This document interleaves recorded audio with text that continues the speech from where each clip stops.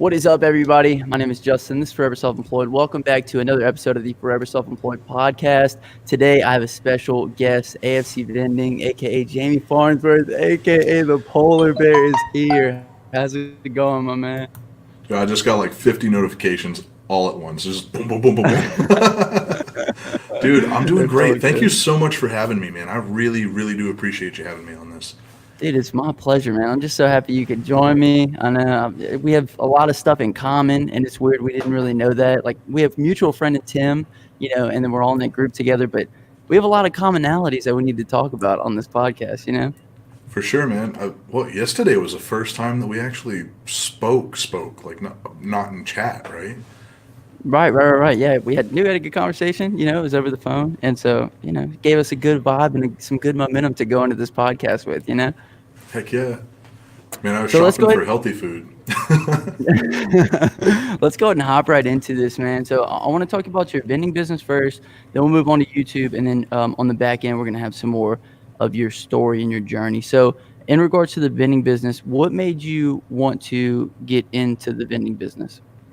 So that's a really interesting story. So I was working as a truck driver. I was driving bigger trucks that weren't quite CDL, but they might as well have been. Right. And I was trying to find something different because I was never home. I couldn't hang out with my family, and I was just going across YouTube. I was going all over the place, trying to find some. I was searching passive income terms, which I'm sure later we'll get into talking about that. And Right. I found Vending Nation on YouTube, and I went through and I watched all of Brian's videos, and while I was working there, I bought a couple of triple head cheapo Vendstar machines for like $15 a pop, Right. and that's where the whole vending thing started, and actually YouTube started there too. So I was filming myself painting these machines and putting them up and changing things around and whatnot. Right. And At the time, you said you were driving at the time for like a company or yep, something? yeah, I was driving for a courier company for medical products, and they they laid me and several other drivers off. I took my last paycheck that I got from them, and instead of paying bills, because the candy machines weren't doing it, instead of paying bills like most responsible people would do, I bought 100 honor boxes, and I threw them all out there, and I actually was able to create cash flow. Not everyone should do that. I really don't think everyone should do that. That put me in a Right. horrible financial position, but it also put me in a situation where I didn't really have a choice. It was either sink or swim, and I managed to swim. Right. So you said you had the gumballs, right? And then Yep. did you have the gumball machines? And then you had bills to pay, but you decided that you were going to buy 100 honor boxes instead of paying your bills. Yep, and I did that, and that created cash flow. I also got to know a whole bunch of people, and I accidentally fell into full line. My one of my locations was like, "Hey, can you do a soda machine?" And me being like gung ho trying to get stuff done, I was like, "Yeah, I'll have one in here this weekend."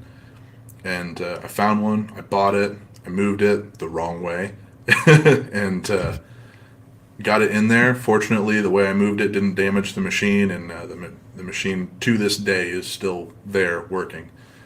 It's actually Right. Let one of my better locations. So wait, let's kind of go back to, okay, so you're in a situation where you got to pay your bills. You go ahead and you buy 100 honor boxes. Like, how did you go about placing those? What was your strategy and with regards to approaching businesses? How did you handle that? I didn't have a job, so I just went out every day. I just went out and Like a sink or swim mentality, kind of, huh? oh heck yeah, yep. If I got a no, I was like, all right, what did I do wrong? And I tried something different next time. If I got a yes, I was like, dude, that worked. I need to do that again. Right. And then it worked 75 times. And I had 75 boxes out there at my peak. You had 75 honor boxes out at one time. Yeah, it was horrible. It was totally horrible. But it made enough money for me to actually be able to buy a soda machine. Like I was Right. in like one of the worst positions I could possibly be in, and those honor boxes, Financially. they fixed it. The the Wow. trade for time right now, it would never be worth it for me. Like, so if you're already in full line or you're already in bulk, getting honor boxes is a silly idea. You should never do that. Honor Right. boxes are a stepping stone to get into one of those two fields. Right. But you would say honor boxes is a good way to go for people who want to get into the vending business, but don't necessarily have the capital to do the full line machines. Yep, it's an easy thing to risk your money on, and you'll almost always get the money back if you put in. Right. You Talk gotta about holding put your feet to the talk about holding your feet to the fire as well. Just jumping out buying 100 of them. It's like, these are either going out or I'm going broke and I'm out of the house. Dude, it was that or rent. No joke. I was late on my rent the next month by 3 weeks. Holy They moly, didn't man. kick So me how out. quick how quickly did the honor boxes return a profit? The next month, I was able to catch up on my rent. I wasn't able to catch up on the rest of my bills, but I was able to catch up on my rent within 2 months of having the honor boxes. Right. And That's super cool, man. right when that happened, I was able to get a job as well. So I had Right. supplemental income to actually make everything happen. So now I have a job to pay the bills, and I also have this cash flow to create a business. Huge opportunity. Absolutely. So do you still have any honor box locations or are they all gone at this point? Nope, I completely got rid of all the honor boxes because I dived into full line. The time versus money return on full line is probably the best out of all of them, in my opinion. Right. Right, All right. So branches it's a all gradual. branches of vending. Of course, of course. So, dang, dude, I can't imagine pulling 75 locations. I guess slowly over time you just kind of pulled them Sold off, it. huh? Like I you sold the sold them route. off? Yeah, I Come sold the route. on, that's a good way to go, Way man. easier. Way easier. And you're Right. selling a gross income. You're not selling boxes. So you're like, okay, it makes this much a year gross. I want 75% of that, and that's what I got. Right. So can you kind of tell us about how you sold it and then like how much money did you make off of 75 locations? Because people getting into the business, the hardest part is getting the location. So those are all marked up, because you've already done all the work for them essentially. So I took the gross amount that it made in a month, the whole route. I took the gross amount that it made in a month, and I sold it for 75% of what that number was. Because boxes they go in and out of locations wicked, wicked easy. Right. And I can't quite remember. If I looked at my paperwork, I could probably tell you real quick what the All right. actual Sweet. number was. And what I'll Um, do is I'll just address the chat right quick while you're hopping in there. So shouts out to Sean the Hustler. Shouts out to Dakota Hall. Shouts out to Tim O'Laughlin. Dude, the whole gang is in here. Shouts Dude, out to Carlos from Valdez Vending. Tim says, how cold is it today, Jamie? Hashtag polar bear, probably wearing shorts. actually, dude, I'm wearing pants, so it's not that cold. So it was $8,500 is what I sold the whole route for. $8,500. Yeah, is what I sold that route Holy. for. And And I let's be honest, all you had invested was the boxes, right? The cost of the boxes. yes, yep, that's all I had invested at that point. I had made back everything. It was Got it. to answer that question. It's 65 in the house, and it's like 35 outside, 36 outside. That's where I like to keep my house at, right about 65. That's the best Heck yeah, spot. that's where Dude, it's but at, bro. that's incredible. Did you sell the route on Facebook? No, I sold it on Craigslist. I knew for a fact. Actually, it didn't sell on Craigslist. It sold because I reached out to a guy. I knew for a fact I had a competitor, and I figured if I was going to reach out to anyone and try to provide value, he would be the guy that would be interested in buying. And he kind of tiptoed around it for like 2 months, and then he just said, "Hey, would you take X amount of dollars?" And I was like, "Sure, let's do it. Let's get rid of it." Right. And I did. I wanted it gone. I was at a point where I was making more money in the full line than I was in the honor boxes, and it just wasn't worth my time anymore for the honor boxes. Right. So you were able to, while you had the honor boxes, you were able to take the profits from the honor boxes and then invest those into the full line machines. Yeah, I want to say I had 4 locations full line before I finally got rid of the honor boxes. Dude, And you must have been making like a pretty good amount of money on those, huh? the full line locations were grossing more every month than the honor box route was total. Right. But I mean, let's be honest, vending, getting into full line at least is a major investment. And for, Yes, yes. honor boxes to get you in, like that's huge, man. Yeah, and the honor boxes, they're a great way for someone who doesn't have any sort of who has never gotten into business to start to Mhm. understand what it takes to run a business and how to run a healthy business. And it's a lower risk sort of thing. It's something Right. that involves dramatically more time, so the risk is lower. When you have much higher profiting stuff that requires less time, usually there's a higher capital at risk there. Absolutely. I mean, that's with a lot of things. I'm just saying, I commend you. That is so impressive, man, that you were able to do that. Because honestly, a lot of people get, pushed away much quicker just from the people saying no. Plus, you got the stealing on the honor box business and just that whole deal. So, you did a great job leveraging what you had into full line. Now, how many locations do you have now with full line? Full on, I got 9 locations, 15 machines. 9 locations, 15 machines. Awesome. And then, what's your biggest location at the moment? My biggest location is a salsa bottling plant. It's a organic manufacturing plant for salsa, and Right. that location I gross in between $500 and $700 a week on that location. If you include the credit card sales, it's usually That is about incredible. $480 to $600 in cash. Wow. Is your second location anywhere close to that? So the second location is It looks like we a lost Jamie for a second. it's a biweekly Jamie, location. Oh, am I gone? I don't know what happened. It's all good. So, what is your second location? Is it anywhere close to the salsa manufacturing factory? Uh, Not really. To be totally honest, my second best location does about what the salsa bottling plant does in a week in a month, and that's still good. It's actually Right. gotten a bit better since I switched from bottles to cans because I'm not wasting nearly as much fuel going down and servicing that place so often. Right. And those plants are really like some of the best locations. My dad used to have a crawfish plant, and I mean, we're talking about just the volume of people that are in there constantly. I mean, those machines probably sell out so quick for you. Dude, so I watch it on my credit card software. There's a MoMA app with NIAX, Mhm. and I can sit there and watch as each column goes down. It's crazy how fast it happens sometimes.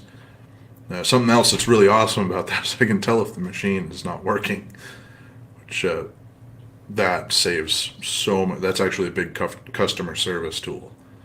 No, that's Good. awesome, man. Jaime was telling me about the credit card readers. My machines are older machines, and I don't necessarily have credit card readers. And I think that's like to my fault, of course, because it's so cool that you can see what sells in the machine every single day, right? You can keep track of all that. Yep, makes a massive difference. You're not visiting too often. You know what product to pull, what product to put in. You know what's going to work. It's great, Right. and you can figure it out quickly. Yeah. And me and you kind of talked about that, and we talked about if you don't do vending the right way, it can really, be a pain for you. So, what's the one thing you would say people need to do in order to be successful in the vending business? You need to have credit card readers on your machine, hands down. If you don't have credit cards on your machine, you are straight up playing a guessing game of Russian roulette, and you Right. could potentially be spending more money than you're actually. I was just talking to a guy on Facebook who has been in the industry for a really long time, and actually, I think I told you about it yesterday. Hmm. He's been in the industry for a long time, and he's trying to figure out if credit card readers are worth the jump because they're expensive to put on. They're not cheap. Right. And I asked him, I was like, "Are you collecting more than $250 from every machine every time?" He was like, "No, I'd be living on a mountain if I did that." And I was like, "Then you need credit card readers because that's what I do. $250 minimum. I actually don't Uh, visit the location unless the cash box says there's 250 bucks in the box. that is incredible. Dude, that is awesome, man. And then I noticed that I think I saw one of your drink machines is a Dixie Narco. Is that right? I have two Dixie Narcos now. Both of them are 501Es. And are those two those can be upgraded to credit card machines? Uh, both of those can take a credit card. Both of mine can take credit card machines right off the bat. I'm not Right. sure if all of them can because Dixie Narco has got a few. Dixie Narco started the 501E, I want to say like 10, 12 years ago. And the Dixie Narco from 5 years ago versus the one from 10 years ago are completely different machines. Like they're Right. built the same, but the electronics and the way that the brain talks is totally different. The MDB is different. Right. But Right. Right. both of mine took a credit card reader with cash reporting without any issues.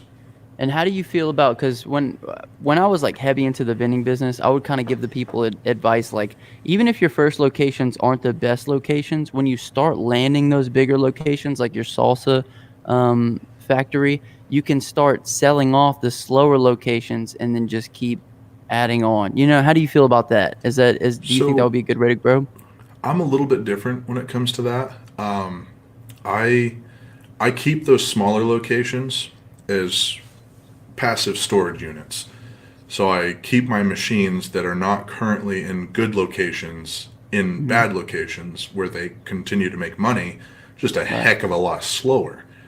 Instead of in a storage unit where they're absolutely not making any money and they're 100% a liability until they get somewhere else. Right.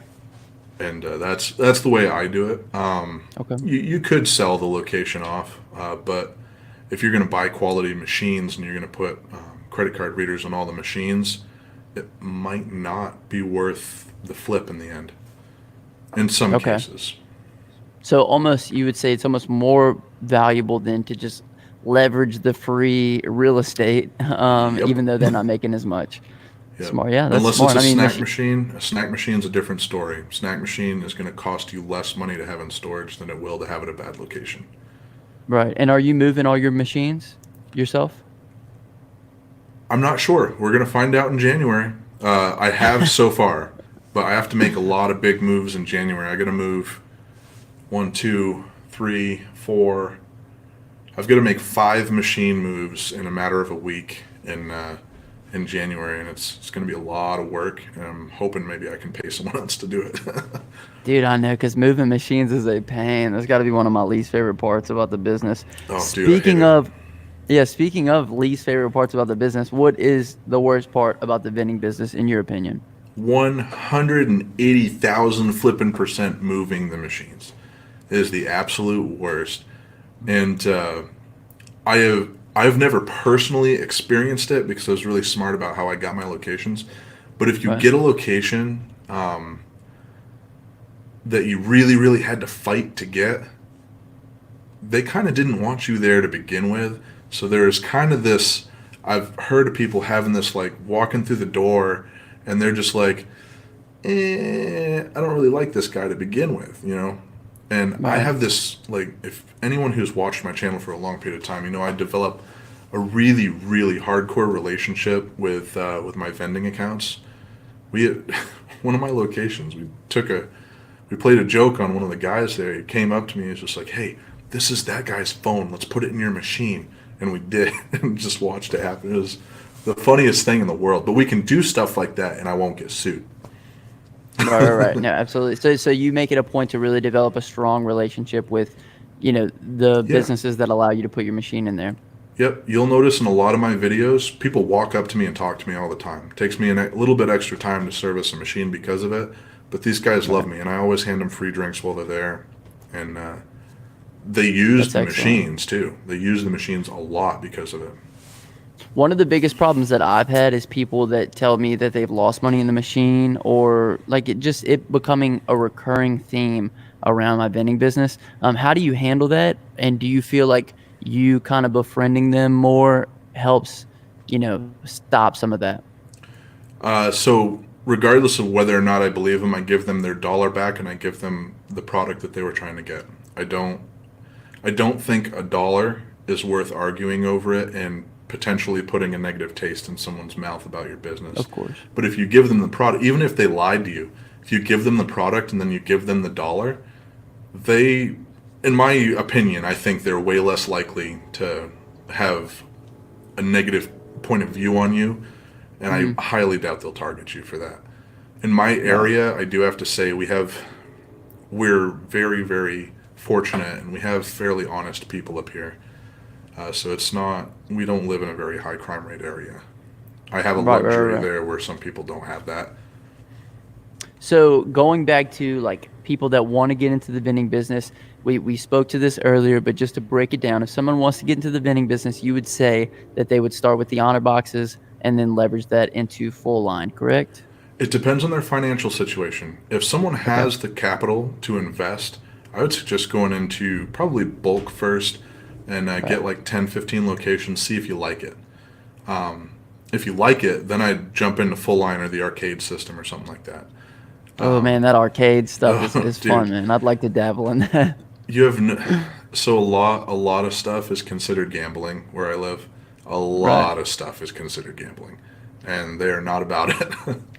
They don't have So arcades where you're at? I can't have coin pushers. You can't have coin pushers with money. You get if you have if you have an arcade license, you can Hmm. get coin pushers with tokens that they can trade for something in the store or something like that. Wow. Because then it's technically a transactional purchase. It's not a gambling. It's there's Right. the laws are pretty interesting when it comes to that where I live. Right, right, right.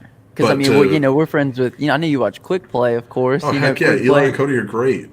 I You love see their them pulling stuff. out bags and bags of just, those It's big nuts. buckets filled with quarters, man. It's wild. If there is something that I have to say about them, I have to say that they both run their route very, very efficiently. That's why you see massive collections. It's because Right. they're running their route super efficient, and Hmm. they're only showing up when they need to at locations. For me, for a Only a long s- time, I was only a seasoned vendor would, be able to catch that. yeah. That's why their collections are so big. That's why mine are getting bigger because I'm figuring out that you need to you need to be at the place the right amount of time, not too little, not too much. Right. Definitely not too Almost much. almost when it peaks and like before it starts going downhill where the machine's too empty, the sales start slowing down. You almost want to catch it, Yep. right at that sweet spot. You want to try to be you want to try to not run out of anything, and you want Right. your machines to be in between 30 and 40% of capacity. If you can There you hit go. that mark with a bullseye without running out of too many options, you're good. Beautiful, man. Beautiful. So what's after vending? Do we have any plans? Are we going to be in vending forever? Oh I mean, man, vending's a stepping stone for me. Because of absolutely. the platform that I have created, I will probably never leave vending all the way. I will Right. probably always have a vending company, but I do 100% plan on. I want to put movies out. To be straight with you, I want to. I've created Come a on. movie in the past, and it's on IMDb. It's called Dead Grid. Right. That was a whole bunch of fun to make. It was really cool, and I'd love to do that again, and actually like make some sort of profit out of it somehow. Right. And Like, did you produce the whole thing? You wrote and everything? so I had a I had a group of people that I was working with. I wrote the story and I produced the movie. I didn't edit the movie; someone else edited it. Okay. And me and the editor had a falling out later, which We left lost the. Jamie for a second. It must just be rendering. What is going on with that? Am I back? I'm not sure. Yeah, you're back See, now. the stupid thing is, it's good on my side. I don't know what's. Maybe it's me then. Maybe it's me not keeping up. No, you're all good, man. But well, it's storming outside, so that it could be me actually. Right. But yeah, I have no idea where I was. No idea. You were saying that So, someone edited the movie for you, but you wrote yeah, it. we wound up having like a falling out at the end, and I just handed the rights of the movie over to him. But if you look it up on IMDb, Dead Grid, you'll see me on the title. I was one of the lead actors. It was great. It was a good You were time. you were a lead in the movie? Yeah, yeah, it was a whole bunch of fun. Dude. And we made that movie on a I think it was $1,200 budget. It was Uh-huh. really, really small budget. It was so much fun though. But I That's definitely awesome, want to man. do that and real estate, 100% real estate. Right. I mean, That's you're on the right platform for the movie thing, man. I'd just be putting my movies out, even shooting shorter movies and just throwing them on YouTube, you know? right. Eventually, I could probably do something like that. Right now, I'm focusing really heavy on the path that I'm on, and Right. the idea is to build enough capital to make a big risk and not be in danger of sinking if I make that risk. No, absolutely, dude. Fun fact: I was actually in the first Maze Runner.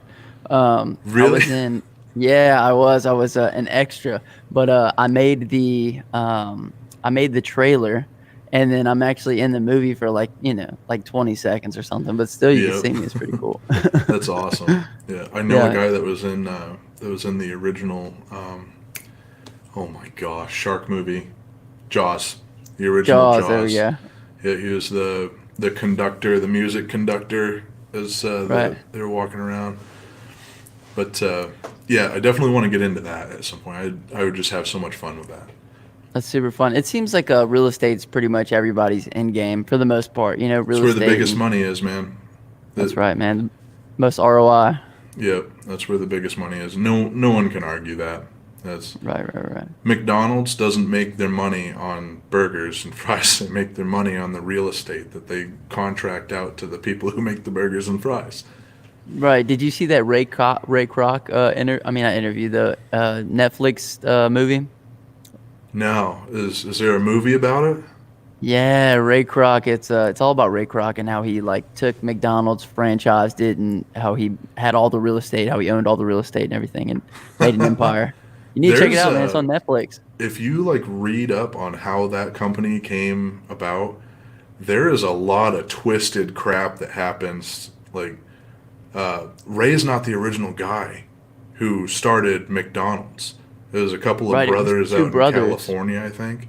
Right, right, right. He really screwed them. Yeah, he did. He Right. changed the whole name. Like he changed the whole name to a real estate company. That's the only way he was able to keep it legal.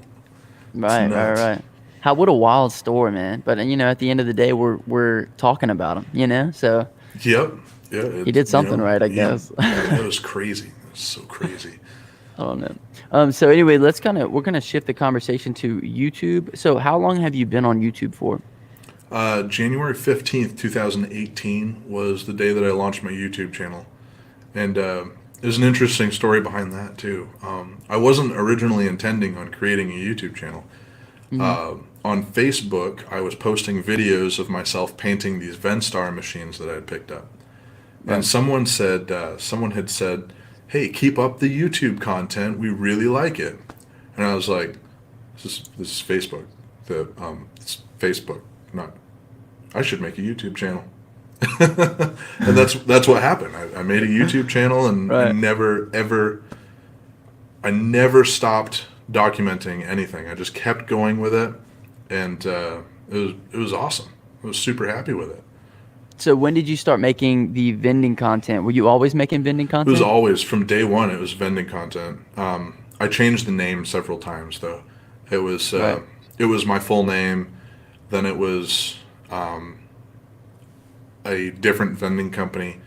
I changed the name of my vending company from Farnsworthy Vending to AFC Vending because I have an umbrella LLC called a Farnsworthy Company LLC, Right. and AFC Vending is a Farnsworthy Company vending. So it's part of an umbrella. It's just the way that my LLC is organized. Hmm. So I No, that's can. awesome, man. But like, when did you start doing collections? Were you like painting machines at first, and that transition to something else? Were you inspired So to do those? the honor boxes is where the collection started, and that was I was looking at other people on YouTube, other people, Nindu Boy and Vending Nation, and it looked like their best platforms was collection videos. So I just started making collection videos, and Right. did really well. It grew fast, grew faster.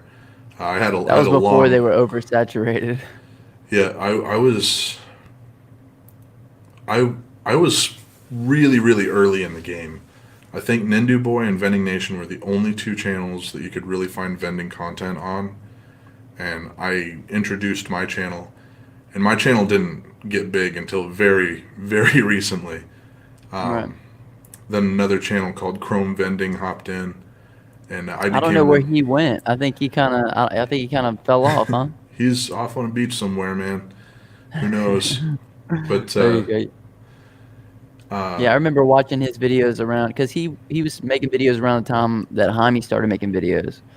Um, I Jaime just remember started finding them around the same time. Jaime started about a year after me and Chrome did. Really. Jaime blew up quick. The quality of his content was far superior to ours, all day long. Right. And Right.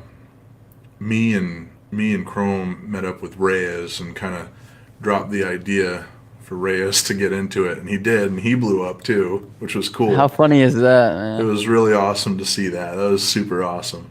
But Right.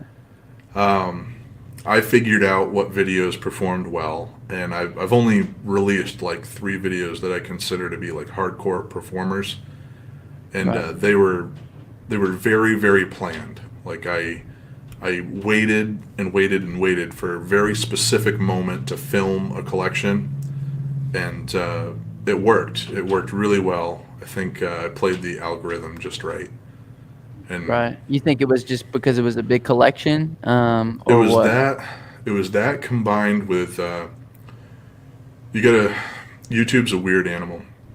If you do the same Absolutely. There's thing a over lot and of over and over nuances. again, it's not quite, you don't get the shock factor. But if you Right. do something and you create content around your niche, and you do something that's just a little less popular but still popular, and Hmm. you continue to do that, and you kind of like starve your audience for what they really, really, really want to see, and then you drop a video of what they really, really want to see, that video will perform way, way better than if you were to drop that video every couple of days, you know? Right. Right. Right. Right. So like, how can people be more successful with longer content on YouTube? Because you've really done a good job of having your videos be like 20 minutes long and keeping that good audience retention. So can you speak to that a little bit? That's a very difficult thing to do, and it's an art. It's a very fine art that you need to, if you see something working negatively, you need to kick it and fix it quick. Otherwise, you're going to fall quick, because retentions are super, super important. Right. A lot of people that try to make long content, where they miss out on is continuing to talk, like continuing to tell a story. You should have a story from the beginning to the end, right? And what I have figured is if I film myself servicing a machine, right? If I service that machine and it takes me an hour and I squeeze it into a 20-minute video, it's just all over the place a little too much. The story is 20 Right. minutes long, but the video is not real clean, so you got to fix that. Like today, I released a video that was 42 minutes long, and I told a story the entire time. My retention on that video is over 14 minutes right now. Man. Yeah, How long was the video in total? 42 minutes. Oh, wow. Yeah, You said you recently dropped this one? yeah. Today it dropped like an hour and a half before we started this, Awesome. Yeah, I was talking and to Tim about because we're in the chat together, and you had yeah, mentioned how you thought it was a little too quick for those 20-minute videos. So what you decided to do was, slow down the like how fast you were making the footage, right? yep, yeah. But I will. are you still talking for 40 minutes on it? Oh yeah, yeah. I talk the whole time. I tell a story about what's happening. What you really want to talk about is progress. Like, what is going to happen next? What's Right. new? What's coming? Like, I got new machines coming. I've got plans. I'm going to be moving stuff around. You really want to talk about what's going to happen soon, because Right. that's what the people who are coming back for are watching for. They want to see what's going to happen next. It's like a TV show. They're Right. watching you grow your business. So I actually listen to your comments, because people tell you, they flat out tell you in your comments what you're doing that they like and what you're doing that they don't like. And if you see Right. a lot of the same comments, like the other day, I saw a lot of comments, too fast, dizzy, had to stop watching, Excuse me. Right, right, right. So I fixed it, and I've got nothing but positive comments on this one so far. Dude, I And can't wait to see how this one does. Because I was even telling Tim, I was like, dude, I would play around with how long the videos are, just because, YouTube will push videos that keep people watching the longest amount of time. So if you have those videos that are an hour long and you can keep that retention high enough, they will literally continue to push you. Like I even mentioned it in the last podcast I did. There's this girl who got pushed to me, and literally she's studying at a desk for 8 hours. It's like, come study with me for 8 hours. But for some reason, enough people watched long enough in that video to push it out to me. You know what I'm saying? drop Easter eggs too. If you drop like this 42-minute video, a strategy that I used is I said a random word that was relevant to what we were talking about at that specific time, and I asked them to comment that word in the in below, so I knew where they made it to.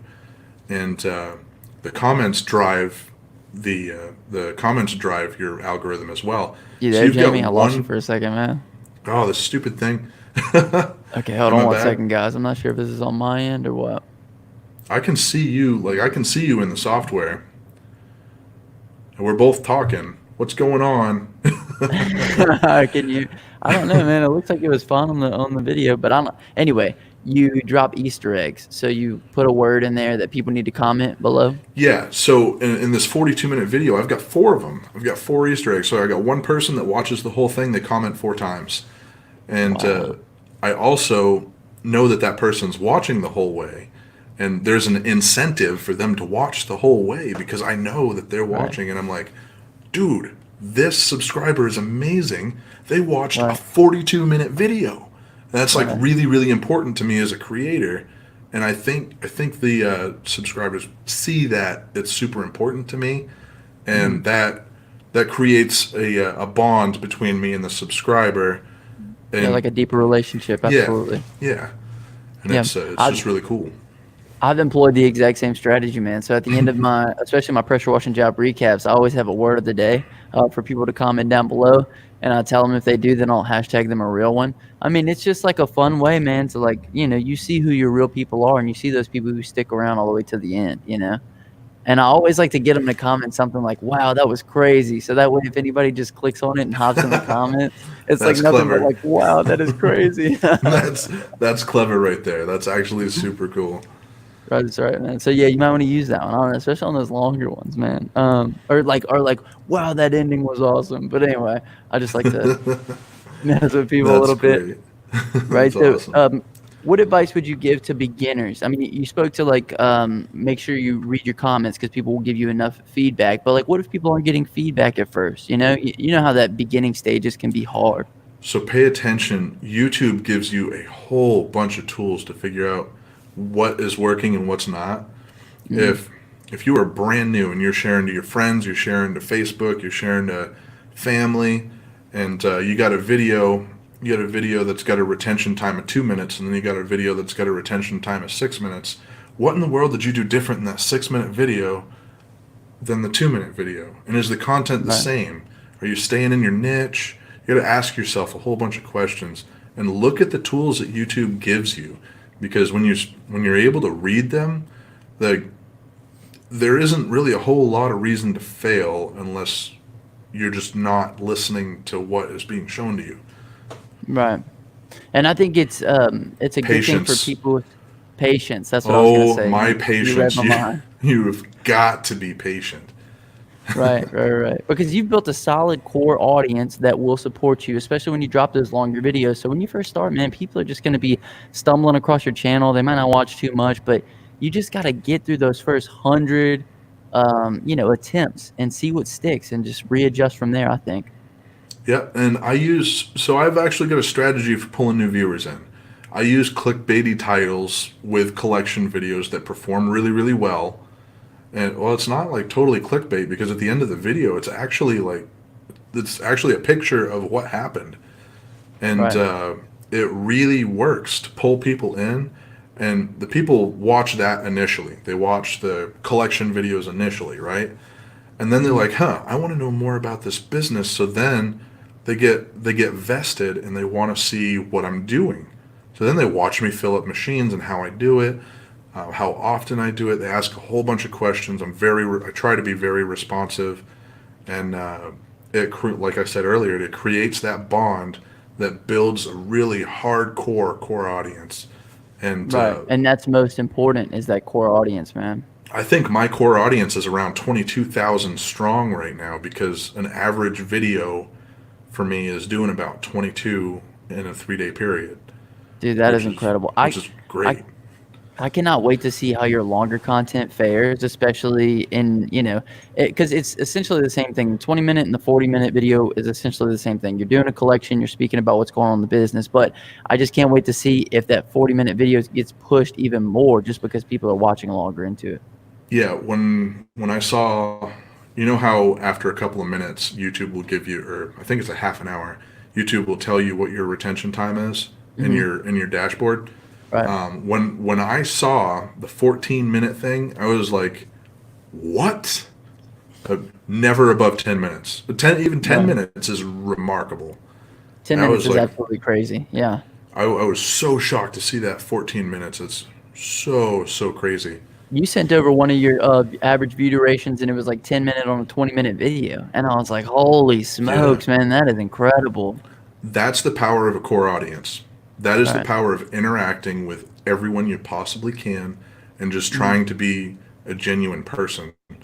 When you get behind in comments, you will really notice, like in your analytics, you'll really notice that you're breaking that bond, and you like no matter how big you get and how ridiculous it gets, Right. try to have things like Discord. Try to have tools you can use to still bond with people and create a community because that community is really what's going to support you in the end.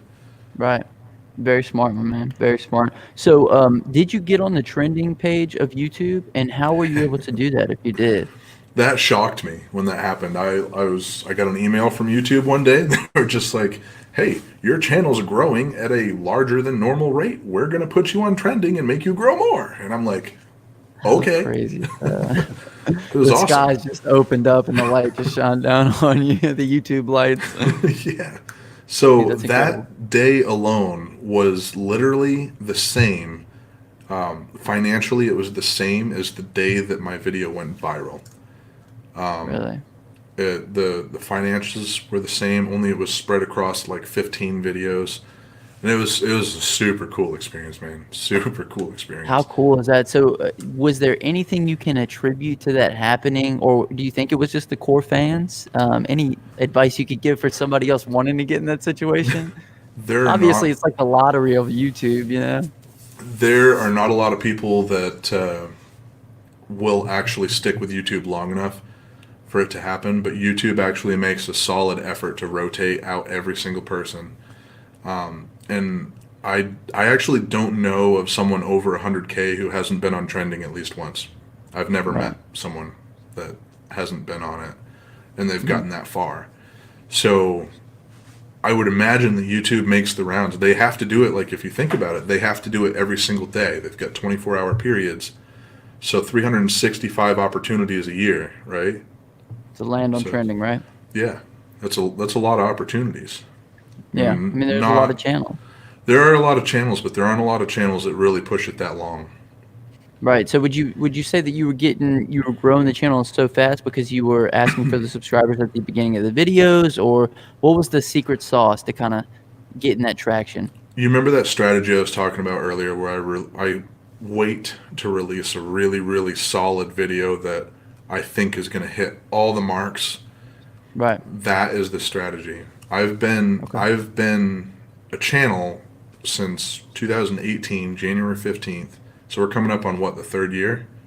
Right. 18, second year? So I don't Yeah. Second year. know. And Math's hard. in that time frame, I've only released 3 videos that I anticipated to go pretty ridiculously, not like viral, but pretty ridiculous. Right. And all 3 of them did exactly what I asked them to do because I played my cards right. You got to play your cards right. You got to know your audience. You got to build your core audience in between these videos, Hmm. and you got to trust that you're doing the right thing when you do it. And just be a genuine person. Don't try to do YouTube because you want to get rich. Try to do YouTube because you enjoy doing it. Like I actually genuinely enjoy making the content. So if I don't make Right. money on YouTube, whatever, it's fun to do. You know? Right. Absolutely, man. Completely agree. So for trending, you just say, just do all the little things right, and be patient with it. So did you draw back on your video upload frequency, or you said you were kind of I saving did. those videos. You did. You pulled back So on it a little bit. after the first video went viral, I realized that I needed to start producing more quality content, because I was dropping videos daily, which works for the algorithm. The problem Mm, with dropping videos daily with the kind of content I release is your collections aren't quite as good because you're visiting the locations more often. You're right. wasting money by visiting the And you're locations watering more yourself often. down as well. Yeah, and it did really good to push the videos to go viral, but it was harder for me to actually. It was much harder for me to actually create the content that would do it. Hmm.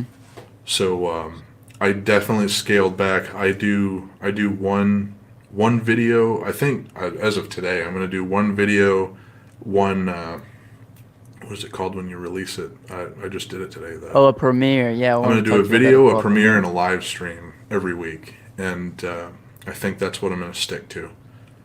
Okay. Yeah. Awesome, man. Yeah, I had to pull back a little bit too. Did you notice I had to pull back a little bit too. I was focusing on going daily, like you said, for the algorithm. But I noticed particularly that, I'd have some videos that were way outperforming other videos, and I felt like the videos that weren't doing as well were slowing my momentum on the channel. Did you kind of feel the same way? Content that should have performed better didn't perform as well as it should have, and content randomly, like randomly, it would hit the right marks. And it just wasn't. It wasn't really working very well. Right. So when I noticed that this was happening, I continued to do the daily things, knowing that it would boost the big video. And then I dropped the Hmm. big video, and a month later, I stopped doing the daily content because the big video got big, like Right. I anticipated it to. So I would almost say for beginners, it would almost be better to upload more frequently. But as you kind of Yep. grow to a certain extent where your channel's kind of feeding itself, then you can kind of draw back a little bit, right? Yep. You will benefit from both of those. You'll benefit from the algorithm when you start dropping daily Right. content, and then you'll benefit from the same algorithm when you get big, dropping less content. Right. So let's kind of talk about Premiere. You said you did your first Premiere this week, right? Yeah, today. Today was my first premiere, and it was the coolest thing I've ever done. I thought it was awesome. I can't wait to do it again. Really? Yeah, so you launch your premiere like 30 minutes before the video is actually going to upload. It's still uploading a video, Right. but you launch your premiere, and it's like a live stream of your video. So you've got all these people in your chat talking about it, and I was really concerned about the comments not driving the algorithm, but Right. after the premiere is over, the comments start popping up. It's really cool because the comments literally pop up as if people are watching it for the first time. Right. And That's the watch time, I think the watch time on a premiere is way better than what it is so that on. was the 40-minute video was the one you did a premiere on? Yeah, yeah. It was super cool, Wow. and I was in the chat interacting with people Oh, as they how view the cool is content, that? and it was Yeah. really neat. And I gotta, I don't know if they're watching right now, but I gotta give a little bit of a shout out to my moderators, because my moderators hopped in off of my Discord without any notice. I did not tell them it was happening. They didn't know it was going to happen. They knew a video was going to drop, but they didn't know that a premiere was going to happen, because I didn't realize that a premiere was going to happen. I just was like, "Ooh, button, let's click it." And and these guys hopped in and did a wonderful job of moderating it. It was great. And That's incredible, man. yeah, Josh and Jay, you guys know who you are, and I appreciate you guys more than you know. You do so I'll much for be the channel. And I'll be interested to see. I mean, you can look at the analytics right now. How did that help your view velocity, the Premiere? Give me 1 second. I'll pull it up and tell you. Sweet. It looks like we got Jay in the chat right now. He said, "I'm here, Jamie." It's Yeah, that's my I don't dude, know how to man. say his name. Jay Yeah. and Josh, those two. I've got a couple other ones that are probably in the chat that are in training for mod, and Right. dude, Discord has been wonderful. it's been absolutely wonderful to me when it comes to building my community and being able to manage my live streams and stuff. Right, right, right, right. And after you look this up, I kind of want to talk on Discord a little bit, so you kind of give me a little bit of insight to how I can, use that to help grow my audience and also get those videos out to those subscribers better. Yeah. So what did you want to know about the video? So how is the view velocity as far as, how's it ranking amongst all the past videos So and the velocity is down 26% compared to the last 10 videos. Granted, yeah, in the last 10 videos, 7 of those were collection videos, which is right, not normal for me. Normally, I'll have like 3 of these as collection videos. right. But yeah, it's down a little bit. It's ranking number 7 right now. But the watch time's flipping ridiculous. Ridiculously Right, right, high. right. And Huge there's a amount of lot of things that comments. go in. Yeah, there's a lot of things that go into that as far as, the thumbnail, the title, and everything else. I was just curious to see Yeah. if the premiere boosted you up a little bit more. The the thumbnail on this is bad. It's not a good thumbnail, and I think that has to do. I think that has got a lot to do with the view velocity. Also, I didn't put a huge amount of effort into tags or the actual title. The Hmm. title's relevant, but it's relevant. It's not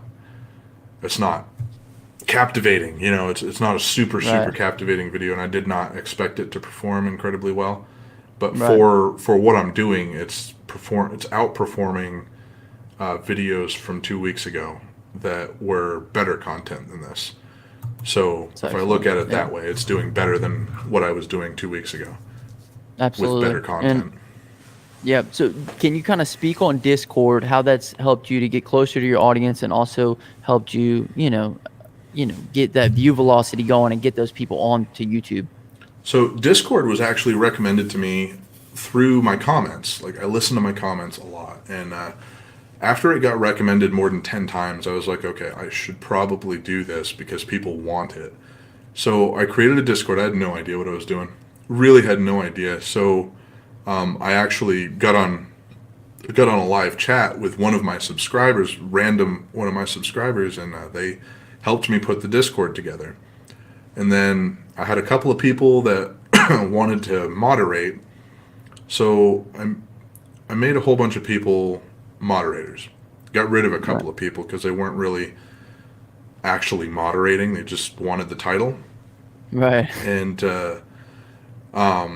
there was some who really helped out that stuck around, and there was one in particular that really took this super seriously. And I started talking with that one a lot, and then I created you can create different roles in Discord, and it's like a chatting compound for all of your subscribers to just talk to each other. And I created roles, so I've got a helper role, I've got a moderator role, an admin role, and a manager role. And it started with just a moderation role, and we built this like pyramid of an employment process. And I have that same dude is now my manager, or he's not my YouTube manager, but he manages my Discord when I can't be there.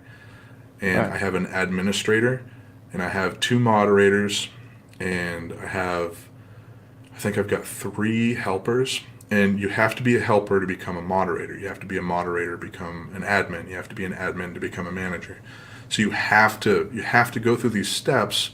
If you don't make it through step 1, you don't get to the top step. And what that has done for me is it has created some of the best people that I could possibly have helping me. And I every single day I thank them every time that they get involved in something. right. Like like I said earlier, these guys dropped everything for something they didn't have any idea was going to happen. And like Yeah, that blew my mind that they were vested enough that they wanted to stop what they were doing to come help me. And those, dude, it meant so much to me. It was really like just an awesome thing.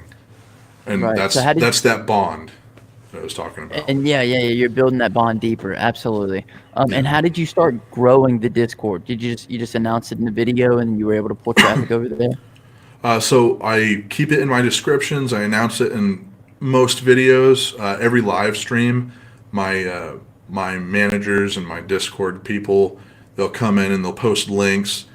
And something else that Discord has done is, you know how you get a whole bunch of people asking a whole bunch of questions in your chat and you just cannot get all of them? Well, Right. if you tell them that you're only answering questions in Discord, they can join the Discord, put questions in a specific area where you can read the questions off, and there's no other Right. chat in there. It's just questions, and you Right. can go in order and pick each single one of them. And Oh man, first that's come, super first cool. serve sort of basis, and everyone's Right. question gets answered. It's dude, awesome, awesome program. I'm so glad that I did it. Right. So you would say that it's been making a big difference as far as your YouTube channel goes. Yes, I think now that the chats are busy, now that the chats really, really move, it has made a dramatic, dramatic difference in how I handle it. Okay. I Awesome, feel man. like Yeah, I'm gonna have to look everyone, in. I feel like everyone gets their questions answered, which is the most important thing to me because I missed it a lot before. And Right, and you want it's, everyone to feel like they're heard as well, right? yes, absolutely. Yeah, of course. Yeah, and then that goes to furthering the community, just like we were talking about. I was gonna ask you something along the lines. Oh, can you drop? So whenever you drop a new video, you can drop the link in Discord, and all of your Discord members get the link, and they know that a new Yep. So video is that's a up. really cool thing. That's a huge flaw with YouTube is all of your subscribers can have notifications on and not know Mhm. that they're not in that tier. And if all the notifications are on, YouTube still uses an algorithm to only send it out to a percentage of them. So only a Mhm. percentage of them get it. And if they respond to it, then the rest of them will start getting it. But if they don't, Right. not everybody gets an equal opportunity. So if you have the Discord and people who really want to see your content and aren't getting notified, you can add everyone and it will tell everyone that a video just released. And you can see, I see that comment there. That's Kirko. He's awesome. He's Yeah. been in the Discord for a little while, and I've built a really, really awesome thing where all of my people can talk to me, and I can talk to them when I have the time. Because, as you know, Of you course. run out of Yeah. time. Right. Yeah. There's only 24 hours in the day. They don't make any more time, unfortunately. You can't manufacture that stuff. Right, right, right. Dude, so I'm gonna have to hop on Discord because even me and Tim were talking about that, and it would just be a more valuable way to get the notification out to your fans and to the people who want to Yep. watch your content. Because YouTube does not disperse it unless the video is doing well enough, gets that high Yes. enough click through rate, and all that. Just as you Being said. some being subscribed is not enough on YouTube anymore. In Not even fact, bell icon, like you yep, said. they have three different levels of bell icons now, and a lot of people don't realize that. And YouTube makes these they make these changes, and these changes are announced to creators like us, but we're expected to convey that to our audience in order to make it work, and it doesn't always make Right, it because you have to right. convey it after they've made the change, which is already in effect. Of course. But I mean, I'll be honest, I kind of like the way that YouTube is a little bit. I've found so much more content. I find the way that I consume my content is through the browse section more so than through my subscription feed. As funny as that is, like Yes. I have, Yep. I have the people that I'm consistent with watching, but I just find so much new content through browse. Yep, absolutely. I definitely agree. That's definitely something that I like about YouTube. YouTube is forever, forever growing, and it's cool. It's awesome. But the bigger YouTube gets, obviously, the less individualized they can possibly be. Just like as we grow, I Right, needed Discord because I needed help. I couldn't do it alone because right. the quality of the relationship building between me and my subscribers was suffering. And Mhm. after now that I've got Discord, I feel like that quality has increased a lot. Right, right, right. Absolutely. So can you talk about rebranding your YouTube channel? How'd you settle on what you are now? And because when you rebrand, people are used to what you were, but you became the polar bear now, right? Yes, so I got bigger and realized through enormous amount of comments that I probably shouldn't use my real name, which I did here anyways, but whatever. And I should probably start to be a little bit more private about a lot of stuff because, like, I've had a couple instances now where I've ran into people at my locations while I'm servicing them that knew who I Really? was, which was cool. It was actually really cool, Right. But at the same time, there's security risks that you need to start thinking about. And Absolutely. when you have your name as your channel, it's a lot harder to branch it out. Like that's actually the same time that I rebranded is the same time that I changed my LLC from Farnsworth Vending, which is a personalized name, to a Farnsworthy Company LLC, and put AFC Vending as a subcategory in that umbrella. Right. So now I can have multiple businesses under the same LLC with different names. Right. And So you think you're gonna stick with AFC and the polar yep, bear?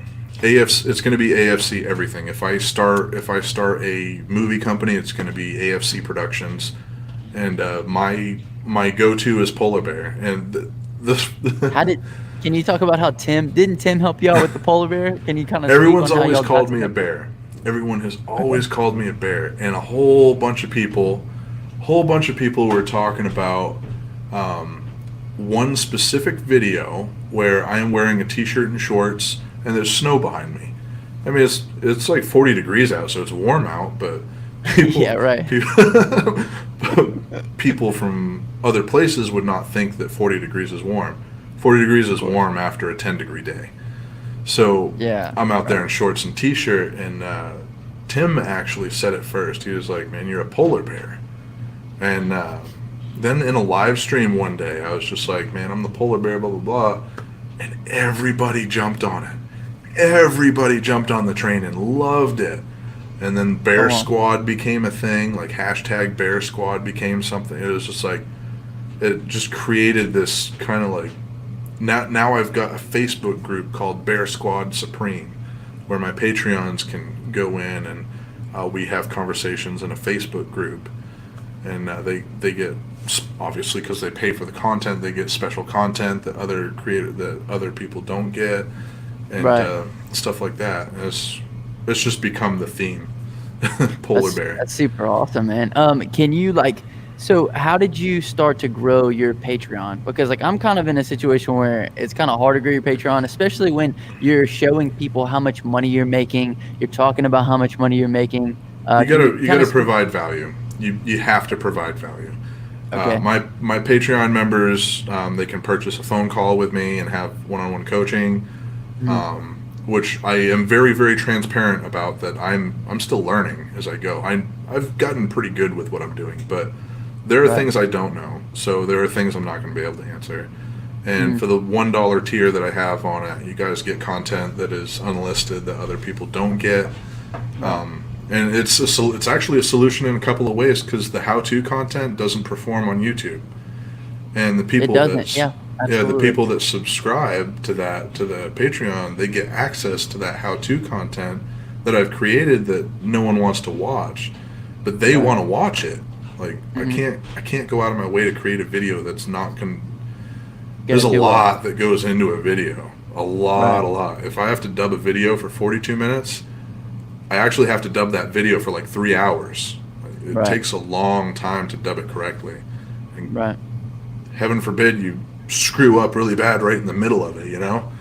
Right. I was like, oh no, I gotta The funny start thing over. is when I was first starting, it was kind of that's how I was growing, was the how-to content, getting in search, trying to dominate in search, because that's how you're mainly driving your traffic. But once you get to a certain point when browse and suggested becomes your larger traffic sources, it's Yep. like there's no need to make those kind of help content, besides what you're doing with your commentaries. You know what I'm saying? Yep. And I uh, I have a lot of people that really want to get fed the how to stuff, but they don't Mhm. want to click on the video. So I try to force feed it in my regular content, and that's where Right. the dubbing started, because I was like, I can do something and describe it, and these guys will get the information whether they want it or not.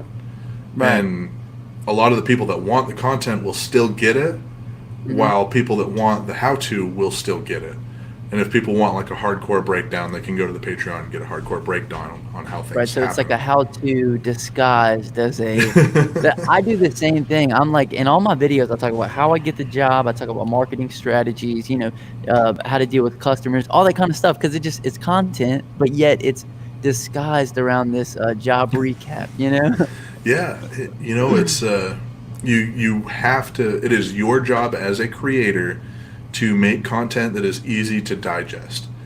And Right. if you make it difficult to digest it, people aren't going to watch it. And that, remember the retention comment? Right. Easy digestion.